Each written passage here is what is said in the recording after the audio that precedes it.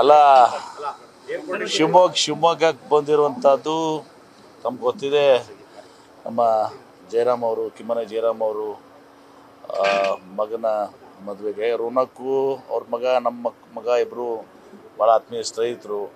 ಬೆಂಗಳೂರಿನಲ್ಲಿ ಅರ್ಧ ದಿನ ನಮ್ಮ ಮನೆಯಲ್ಲೇ ರೋನಕ್ ಕಳೀತಾರೆ. ಹೀಗಾಗಿ ಭಾಳ ಆತ್ಮೀಯ ಫ್ರೆಂಡ್ಸು, ಮೊದಲಿಂದ ಕ್ಲಾಸ್ಮೇಟ್ಸು ಕೂಡ ಅವರು. ಹೀಗಾಗಿ ಆ ಮದುವೆ ನಿಮಿತ್ತ ಈಗ ಇಲ್ಲಿ ಬಂದಿದ್ವಿ. ಬೆಳಗ್ಗೆ ಬರಬೇಕಾಗಿತ್ತು, ಕ್ಯಾಬಿನೆಟ್ ಸಲುವಾಗಿ ಪೋಸ್ಟ್ಪೋನ್ ಮಾಡಿ ಸಾಯಂಕಾಲ ಬಂದಿದ್ವಿ. ಇಷ್ಟೇನು ಸುದ್ದಿ.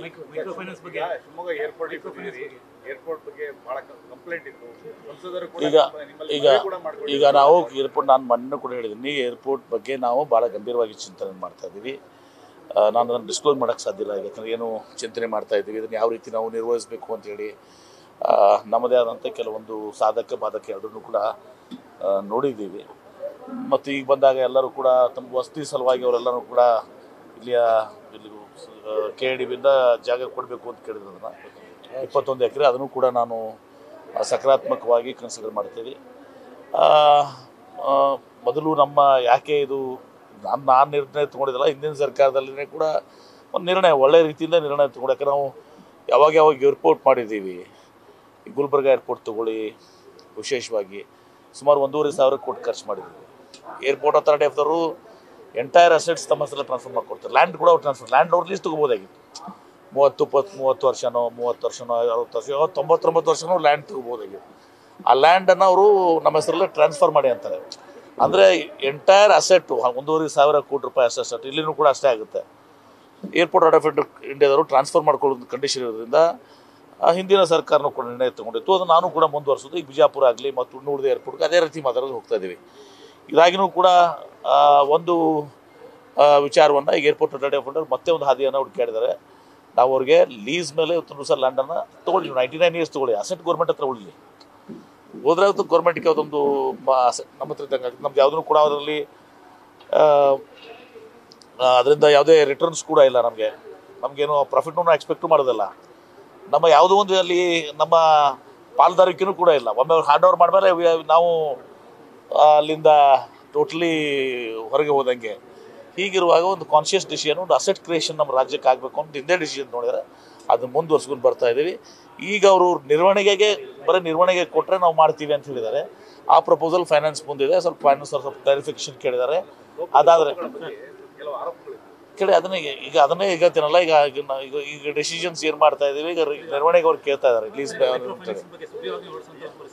ಹೌದು, ನಿಶ್ಚಿತವಾಗಿಯೂ ಹೊರಡಿಸ್ಬೇಕು. ಆಮೇಲೆ ಇದರಲ್ಲಿ ಕೇಂದ್ರ ಸರ್ಕಾರನೂ ಕೂಡ ಭಾಗಿಯಾಗಬೇಕಾಗ್ತದೆ. ನಾನು ಗೃಹ ಸಚಿವನಾಗಿ ಕೆಲಸ ಮಾಡಿದ್ದೀನಿ. ಆವಾಗ ನೀವು ನೋಡಿದ್ರಲ್ಲ, IMA ಕೇಸ್ ಎಲ್ಲ ಆಯ್ತಲ್ಲ, ಇಂಥವೆಲ್ಲನೂ ಕೂಡ. ಈಗ ಈ ಒಂದು ಹಾವಳಿ ಎಲ್ಲ ಕಡೆನೂ ಕೂಡ ಇದೆ. ಯಾವುದೇ ಸರ್ಕಾರ ಯಾವುದೇ ಇದು ಅಂತಲ್ಲ, ನಿರಂತರವಾಗಿ ನಡ್ಕೊತ ಬಂದಿದೆ. ಎಲ್ಲೋ ಒಂದು ಕಡೆ ಇದಕ್ಕೆ ಅಂತ್ಯ ಹಾಡಬೇಕು. ನಾವು ಈ ಅಂತ್ಯ ಹಾಡಬೇಕಾದ್ರೆ ಸುಗ್ರೀವಾಜ್ಞೆ ಮೂಲಕ ಕಠಿಣವಾದಂಥ ಕಾನೂನು ತರಬೇಕು. ಇಂಥವ್ರನ್ನ ಶಿಕ್ಷೆಗೆ ನಾವು ಗುರಿಪಡಿಸ್ಬೇಕು. ಯಾಕಂದರೆ ಕೆಲವು ಕಡೆ ನಿಮ್ಗೆ ಗೊತ್ತಿಲ್ಲ, 5%, 10%, ವಾರದ ಬಡ್ಡಿ, ದಿನದ ಬಡ್ಡಿ, ಈ ಥರ ಎಲ್ಲ ತಗೋತಾರೆ. ಇದೆಲ್ಲವೂ ಕೂಡ ಪಾಪ ಭಾರ ಆಗ್ತದೆ. ಮುಂದೆ ತದನಂತರ ಅವ್ರ ಮನೆಗೆ ಹೋಗಿ ಅವ್ರ ಮೇಲೆ ಒತ್ತಾಯ, ಹೆಂಡತಿ ಮಕ್ಕಳು ಮುಂದೆ ಅವ್ರು ಒತ್ತಾಯ ಮಾಡಿದ್ಮಾಗ ಅಪಮಾನ ಸಹಿಸದೆ ಇವತ್ತು ಸಹ ಆತ್ಮಹತ್ಯೆ ಮಾಡ್ಕೊಳ್ಳೋಂಥ ಪ್ರಸಂಗಗಳು ಇವತ್ತು ಸಹ ನಮ್ಮ ಮುಂದೆ ಭಾಳಷ್ಟಿದ್ದಾವೆ. ಇದೆಲ್ಲ ಆಗಬಾರ್ದು, ಅದಕ್ಕೆ ಮಾಡಿದ್ದೀವಿ. ಇದಾಗಿನೂ ಕೂಡ ನಾನು ಒಂದು ಹೇಳ್ತೀನಿ ಅಂದರೆ, RBI ಕೂಡ ಕೇಂದ್ರ ಸರ್ಕಾರದಲ್ಲಿ ಬರ್ತದೆ. RBIನೂ ಕೂಡ ಅದಕ್ಕೆ ಸಹಮತವನ್ನು ವ್ಯಕ್ತಪಡಿಸಬೇಕಾಗ್ತದೆ. ಅವ್ರಿಗೂ ಕೂಡ ನಾವು ಸರ್ಕಾರದಿಂದ RBIಗೂ ಕೂಡ ನಾನು ಕೂಡ ವಿನಂತಿ ಮಾಡ್ತೀನಿ, ಮುಖ್ಯಮಂತ್ರಿಗಳಿಗೆ, ಕಾನೂನು ಸಚಿವರಿಗೆ, ಅದನ್ನು RBI ಕೇಂದ್ರ ಸರ್ಕಾರಕ್ಕೂ ಬರೋದು, ಅವರು ಕೂಡ ಒಂದು ಕಠಿಣವಾದಂಥ ಕಾನೂನು ತರಬೇಕು. ಇದಕ್ಕೆ ಒಂದು ಇತಿಶ್ಯ ಹಾಡಬೇಕು. ನಾವು ಬಿಗುವಾದಂಥ ಇದು ಇರಬೇಕು, ಹೆರಾಸ್ಮೆಂಟ್ ಆಗಬಾರ್ದು ಜನರಿಗೆ. ಆಮೇಲೆ ಸಿಕ್ಕಂಗೆ ಮನಸ್ಸಿಗೆ ಬಂದಂತೆ ಬಡ್ಡಿ ಚಾರ್ಜ್ ಮಾಡಬಾರ್ದು. ಆಸೆ ಇರಬೇಕು ಮನುಷ್ಯನಿಗೆ, ದುರಾಶೆ ಇರಬಾರ್ದು. ಆಸೆ ಮತ್ತು ದುರಾಶೆದ ಭಾಳ ಫರ್ಕ್ ಇದೆ. ದುರಾಶೆಗೆ ಬಿದ್ದ ಮೇಲೆ ಆಗ್ತದೆ. 5% ಇಂಟ್ರೆಸ್ಟು ತಿಂಗಳಿಗೆ, ಅಂದರೆ 60 ವರ್ಷಕ್ಕೆ 60% ಆಗುತ್ತೆ. ನಮ್ಮ ಕಡೆ ಎಲ್ಲ ನೋಡ್ತಿದ್ವಿ, ಹಳ್ಳಿ ರೈತರೆಲ್ಲ 10%, ವರ್ಷಕ್ಕೆ ಎಷ್ಟಾಗ್ತಿತ್ತು.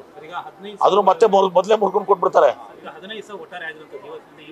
ಕರೆಕ್ಟ್ ರೀ. ಅದಕ್ಕೆ ನೀವು ಸಪೋರ್ಟ್ ಮಾಡಿ. ನಾನು ಏನು ಹೇಳ್ತಾ ಇದ್ದೀನಿ, ನಿರ್ದಾಕ್ಷಿಣ ಈಗ ಮೊದಲು ತಂದಿದ್ದೀವಿ. ಇವತ್ತು ಅವ್ರಿಗೆಲ್ಲನೂ ಕೂಡ ನೆರವು ಕೊಡ್ತದೆ. ಅದೇ ಇವತ್ತು ಕ್ಯಾಬಿನೆಟ್ನಲ್ಲಿ ಡಿಸ್ಕಷನ್ ಆಗಿದೆ. ಕ್ಯಾಬಿನೆಟ್ ಪಾಸ್ ಮಾಡಿದ್ದೀವಿ. ನಾವು ಏನು ಮಾಡ್ತಾ ಇದ್ದೀವಿ ಅದಕ್ಕೆ ಕೇಂದ್ರ ಸರ್ಕಾರನೂ ಕೂಡ ಕೈ ಜೋಡಿಸ್ಬೇಕಾಗ್ತದೆ. ಕೆಲವೊಂದು ಏನಾಗ್ತದೆ, ರಾಜ್ಯ ಸರ್ಕಾರ ಮತ್ತು ಕೇಂದ್ರ ಸರ್ಕಾರದ ನಡಬೇಕು. ಯಾಕಂದರೆ ಈಗ ಈ ಕಾನೂನಿನ ಒಂದು ಇದು ಇರ್ತದಲ್ಲ, ಕೋರ್ಟಿಗೆ ಹೋದ್ಮೇಲೆ ಕೋರ್ಟ್ನಲ್ಲಿ ಏನಾಗಿ ಬರ್ತದೆ, ಅವರು ನಾಳೆ RBIನ ಹೇಳ್ಕೊಂಡು ಅವರು ಎಸ್ಕೇಪ್ ಆಗುವಂಥ ಕೆಲಸ ಆಗಬಾರ್ದು. ಹೀಗಾಗಿ ನಾನು ಹೇಳೋದಂಥದ್ದೇ, ನಿಮ್ಮ ಇಂಟ್ರೆಸ್ಟ್ ನಾನು ಹೇಳ್ತಾ ಇದ್ದೀನಿ, RBIನೂ ಮತ್ತು ಕೇಂದ್ರ ಸರ್ಕಾರ ಅಥವಾ ಕೇಂದ್ರ ಸರ್ಕಾರನೇ ಇದನ್ನು ನಾವೇನು ನೋಡಿದ್ದೇವಲ್ಲ ಇದನ್ನು ಒಂದು ಆಧಾರ ತಿಳ್ಕೊಂಡು ಇನ್ನಷ್ಟು ಶಕ್ತಿ ಮಾಡಿ ತುಂಬಿ ಒಂದು ಒಂದು ಕಾನೂನು ತರಬೇಕು, ಇದನ್ನು ಬಂದ್ ಮಾಡಬೇಕು ಅಂತ ಹೇಳಿ ನಿಶ್ಚಿತವಾಗಿ ಕೊಡ್ತೀನಿ. ಕುಂಭಮೇಳಕ್ಕೆ ಸಂಬಂಧಪಟ್ಟಂಗೆ ಖರ್ಗೆ ಅವರ ಹೇಳಿಕೆಗೆ ಬಿಜೆಪಿ ಈಗೇನು ಮಾಡ್ತಿದ್ದಾರೆ ಅಂದ್ರೆ ಹೇಳ್ತಿದ್ದಾರೆ ಅಂದ್ರೆ ಮೆಕ್ಕಾಗೆ ಮದೀನಕ್ಕೆ ಹೋದವ್ರ ಕುಟುಂಬ ಏನಾರು ಸಕ್ಸಸ್ ಆಗ್ತಿದೆ ನೋಡಿಯಪ್ಪ. ಅವರು ಖರ್ಗೆ ಅವರು ಯಾವ ಅರ್ಥದಲ್ಲಿ ಹೇಳಿದ್ರೆ ಗೊತ್ತಿಲ್ಲ ನಿಮಗೆ. ಇನ್ನು ಉಳಿದ ವಿಷಯಗಳಿದಾವೆ. ಬರೀ ನಾವು ಕುಂಭಕ್ಕೆ ಹಿಂಗೆ ಅದನ್ನ ಅವರು ಆಚರಣೆ ಬಗ್ಗೆ ಹೇಳಿಲ್ಲ. ಕೇಂದ್ರ ಸರ್ಕಾರಕ್ಕೆ ಜನರ ಕಣ್ಣೋರಿಸುವಂಥ ಕೆಲಸ ಮಾಡಿ, ಬಡತನ ನಿರ್ಮೂಲನೆ ಮಾಡಲಿ. ಇವತ್ತು ಭಾಳಷ್ಟು ಸಮಸ್ಯೆಗಳು ಇವತ್ತು ಏನಾಗಿದೆ ಗೊತ್ತಾ, ನಮ್ಮ ಡಾಲರ್ ಮುಂದೆ ನಮ್ಮ ರೂಪಾಯಿ ಎಷ್ಟು ಕುಸಿದು ಬಿದ್ದಿದೆ, ಪರಿಸ್ಥಿತಿ ಏನೆಲ್ಲ ಇದೆ, ಈ ಅರ್ಥದಲ್ಲಿ ಅದನ್ನು ಹೇಳಿದ್ದಾರೆ. ಹಾಗೆ ಅದಕ್ಕೆ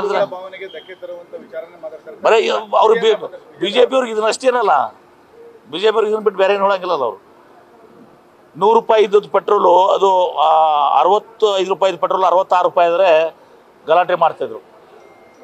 ಸಿಲಿಂಡ್ರು 400 ಇದ್ದು 405 ರೂಪಾಯಿ ಆದರೆ ಗಲಾಟೆ ಮಾಡ್ತಿದ್ರು. ಈಗ 1200 ರೂಪಾಯಿ ಪೆಟ್ರೋಲ್ ದರ ಈಗ 100 ದಾಟಿದೆ. ಸಿಲಿಂಡರ್ ಹಿಡ್ಕೊಂಡೆಲ್ಲ ಇದು ಶೋಭಾ ಕರಂದ್ಲಾಜೆ ಅವರು, ನಿಮ್ಮ ಸ್ಮೃತಿ ಇರಾನಿ ಅವರು ದೆಲ್ಲೆಲ್ಲ ಸಿಲಿಂಡರ್ ತಲೆ ಇಟ್ಕೊಂಡು ಕೂಗ್ತಿದ್ರು. ಟೊಮೊಟೊ ಮತ್ತು ಉಳ್ಳಾಗಡ್ಡಿ ಇಟ್ಕೊಂಡು ತಲೆ ಮೇಲೆ ಅಡ್ಡಾಡ್ತಾ ಇದ್ರು. ಎಷ್ಟೆಲ್ಲ ಜನ ಸಂಕಷ್ಟಕ್ಕಿದ್ದಾರೆ. ಈಗ FMCG ನಾನು ನಿನ್ನೆ ನೋಡ್ತಾ ಇದ್ದೆ. ನಾನು ಮುಂಬೈನಲ್ಲಿ ನಮ್ಮ ರೋಡ್ ಶೋ ಇತ್ತು, ನಮ್ಮದು ಇದೆಲ್ಲ ಇನ್ವೆಸ್ಟರ್ಸ್ ಮೀಟ್ನಲ್ಲಿ. FMCG ಸಂಪೂರ್ಣವಾಗಿ ಕುಸಿದಂತ. ಅದು ಫಾಸ್ಟ್ ಮೂವಿಂಗ್ ಕನ್ಸಲ್ಬಲ್ ಕೂಡ್ಸ್ ಏನಿದೆಯಲ್ಲ, ಜನ ಮಧ್ಯಮ ವರ್ಗ ಖರೀದಿ ಮಾಡೋ ಶಕ್ತಿನೇ ಇಲ್ಲ, ಅಷ್ಟು ಕುಸಿದು ಬಿದ್ದದೆ ಇವತ್ತು. FMCG is gone totally down. ಎಲ್ಲಿ ಇನ್ವೆಸ್ಟರ್ ಸರ್ ನನ್ನ ನಾವು FMCದಾಗ ಎಲ್ಲಿ ಇನ್ವೆಸ್ಟ್ ಮಾಡಿ, ನಾವು ಧಾರವಾಡ ಹುಬ್ಬಳ್ಳಿಯಲ್ಲಿ FMCG ಪಾರ್ಕ್ ಇದೆ, FMCದಾಗ ಇನ್ವೆಸ್ಟ್ ಮಾಡ್ತೀರ ಅಂದಾಗ ನಮ್ಮ ಪರಿಸ್ಥಿತಿ ಏನಿದೆ ಸರ್ ಅಂತಾರೆ. ಅದು FMCದಾಗ ಎಲ್ಲ ಬಂತು, ಟೂತ್ಪೇಸ್ಟು, ಸೋಪು, ಶ್ಯಾಂಪು ಅವೆಲ್ಲ 108 ಎಲ್ಲ ಫುಲ್ ಕುಸಿಬಿದ್ದು. ಅದು ಏನು ತೋರಿಸ್ತದೆ, ನಮ್ಮ ಪರಿಸ್ಥಿತಿ ಏನು ತೋರಿಸ್ತದೆ? ಅಂದರೆ ಜನರ ಬದುಕನ್ನು ಕಟ್ಕೊಡುವಂಥ ಕೆಲಸ ಮಾಡಲಿ, ಬರೀ ಭಾವನೆಯನ್ನು ಕೆಲಸುವಂಥ ಕೆಲಸ ಆಗಬಾರ್ದು.